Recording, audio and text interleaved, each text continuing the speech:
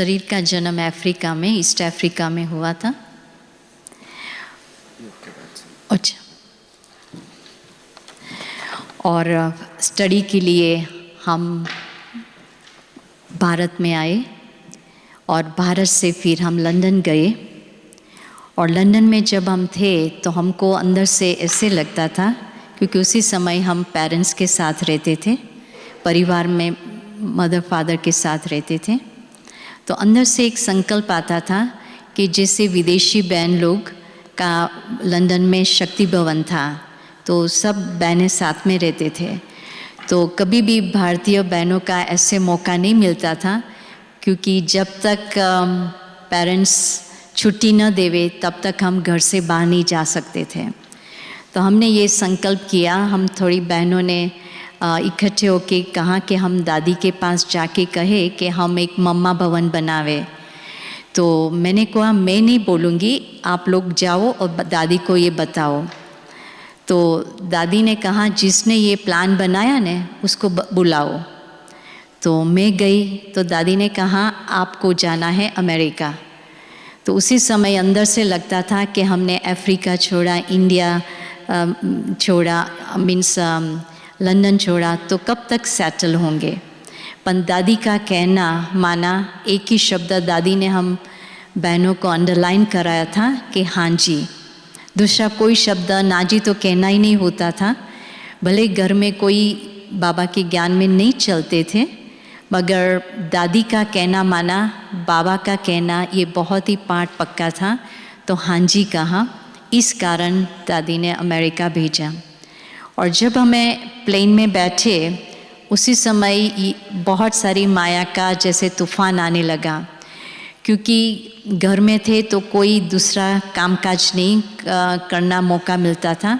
Centre में आए तो भी बहुत इतना सारा कोई ऐसा सेवा नहीं था, क्योंकि बड़ी बहनें थी। तो फिर हमने कहा कि हमको तो बहुत सारी लंबी लिस्ट थी कि ये नहीं आता, ये नहीं आता, ये नहीं आता है। फिर संकल्प आया कि कौन भेज रहा है, तो बाबा भेज रहा है। तो जैसे ही संकल्प आया कि बाबा भेज रहा है तो मैं क्यों चिंता करूं, तो एक सेकंड में बहुत ही जैसे अंदर से हल्कापन का अनुभव हुआ। और जब अमेरिका पहले न्यूयॉर्क में जाना हुआ, किसी को भी नहीं जानते कि कौन वहाँ बहन है, कोई नहीं, बाबा ने वहाँ सेवा के लिए भेजा। तो उसी समय दादी गुलजार जी के निमित्त मुझे वहाँ अमेरिका में जाना हुआ। तो मोहिनी दीदी ने उस समय कहा कि आपको ब्रह्मा भोजन बनाना है, और कभी भी लाइफ में बनाया नहीं था, क्योंकि मौका ही हमको चांस नहीं मिला था।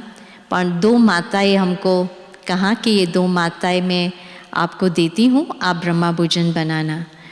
तो बाबा ने हाँ जी का तो कह दिया। फिर बाबा को कहा बाबा अभी आपको जो भी कराना है आप कराए। कभी क्या होता है, माताएं बहुत एक्सपर्ट होती है खाना बनाने में, पर जब सेंटर पे आते हैं तो घबराहट होती है, पता नहीं अच्छा बनेगा या अच्छा नहीं बनेगा। तो मैंने ये हमेशा मैं नोटिस करती थी, तो मेरे में हिम्मत थी, तो मैंने कहा चलो हम आज ऐसे बाबा की याद भरी प्यार से हम ब्रह्मा भोजन बनाए, ताकि सभी बाबा के बच्चे जो भी खाए उसको एकदम शांति का अनुभव हुए। ऐसे करके जैसे टाइम चला गया, पता भी नहीं चला कि मुझे नहीं आता था। मदरों को उमंग उत्साह देकर वो भी पार्ट पूरा हुआ। फिर अचानक मेरे को दादी ने लॉस एंजल्स भेजा।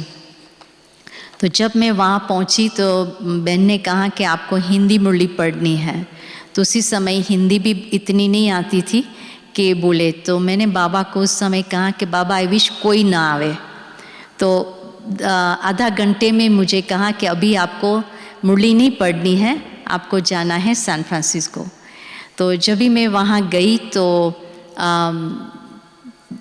दीदी ने वहाँ कहा कि आपके ये स्टूडेंट्स आए, अभी उसको कोर्स कराओ।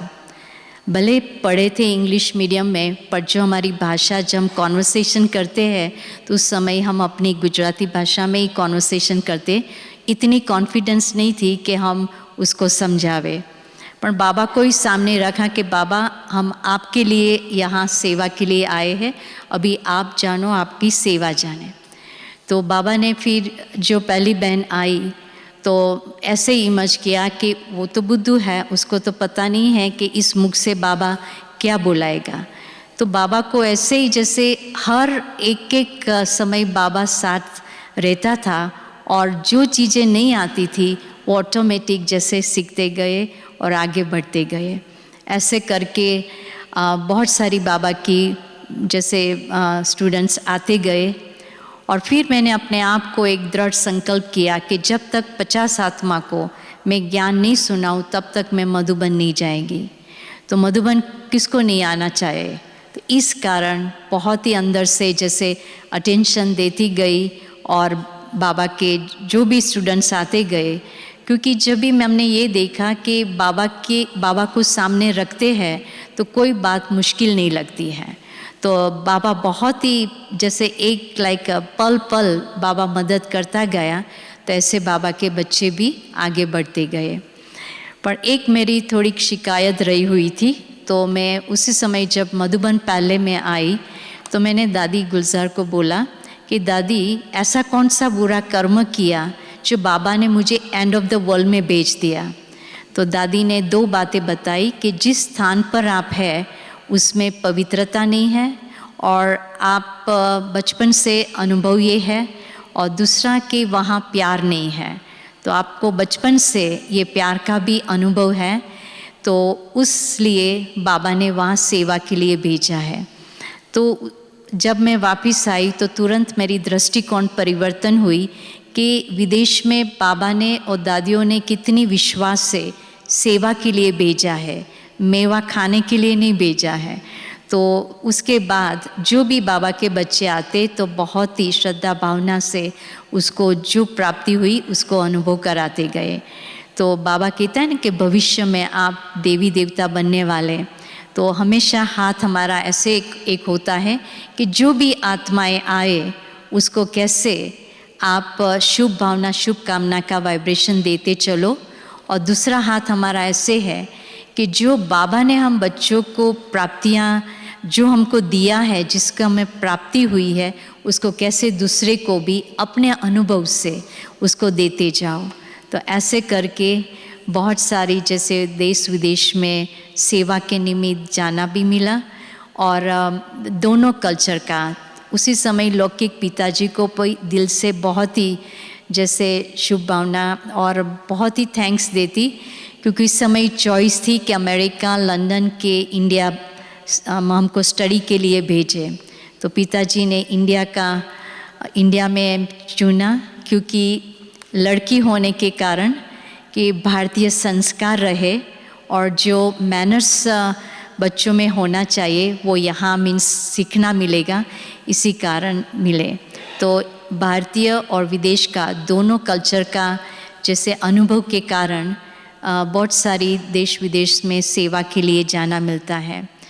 तो जहाँ भी जाओ बाबा साथ है, तो कोई प्रकार की जैसे घबराहट भी नहीं है। और बहुत रीति से देखा कि जो मुझे ऐसे अंदर फील हुए कि ये बात मैं नहीं कर सकती हूँ, तुरंत ही मैं बाबा को दिल से कहती हूँ, बाबा अभी ये बात को मैं आपको सरेंडर करती हूँ, आप संभाल लेना, और डिटैच हो जाती।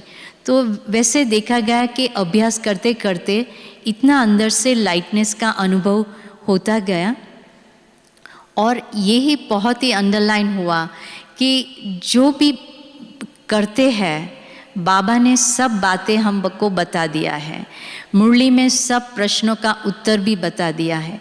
अगर हम अपने प्रैक्टिकल स्वरूप में आते जाएंगे तो सामने वाले को शब्द से नहीं, अपने वाइब्रेशन से बहुत अच्छी सेवा होती जाती है। तो ये हमने अनुभव किया कि इतनी अभी मेहनत नहीं करनी पड़ती है, बस उसको बाबा की याद में बिठाओ और जो आपने प्राप्ति किया है वो प्राप्ति का अनुभव कराते जाओ, तो सेवा बहुत आगे बढ़ती गई है। और प्रैक्टिकल में अभी जो खास करके अमेरिका में बहुत सारा डर का वातावरण बचा हुआ है, क्योंकि प्रेसिडेंट्स सेकंड मोमेंट क्या लॉज लाते हैं, तो बहुत सब घबराए हुए हैं। तो हमने कहा कि बाबा ने तो कहा जो भी होगा अच्छे से अच्छा होगा, ड्रामा में भी जो भी होता है कल्याणकारी होता है।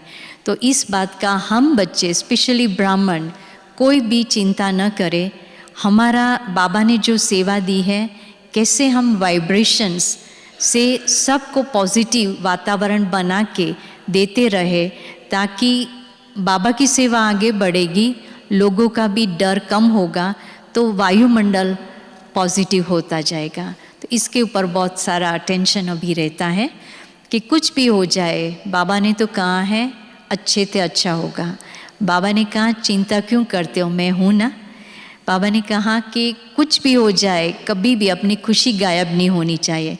बस इसके ऊपर अटेंशन देते जाएंगे तो सेवा कराने वाले बाबा है, हम तो सिर्फ निमित्त मात्र है।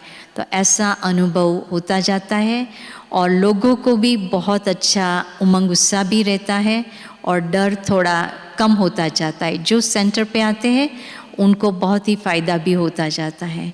तो इस रीति से वहाँ सब सेवा हो रही है। Today's program